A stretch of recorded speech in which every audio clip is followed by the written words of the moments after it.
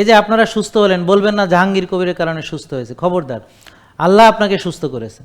মনে রাখবেন, ছোটোখাটো শিরক থেকে সাবধান। আল্লাহ, আপনি যদি শিরক না করেন, যদিও এই কথাটা আমার বলা উচিত হচ্ছে কিনা, কিন্তু আমি যেটা সত্য বলতে হবে না, যদি আপনি শিরক না করেন তাহলে যে কোনো, আপনি আল্লাহকে মানেন অর্থাৎ ঈমান আছে, আপনি শিরক করেন না, আমল যাই হোক না কেন, আল্লাহ তাআলা আপনাকে ইগনোর করবেন, ওই আপনার গুনাহগুলা আল্লাহ ক্ষমা করে দিবেন, তিনি ক্ষমাশীল দয়ালু।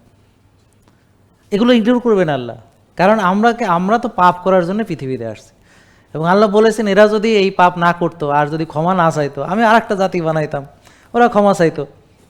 আল্লাহ ক্ষমা করতে পছন্দ করেন, কিন্তু শিরক খুব খারাপ।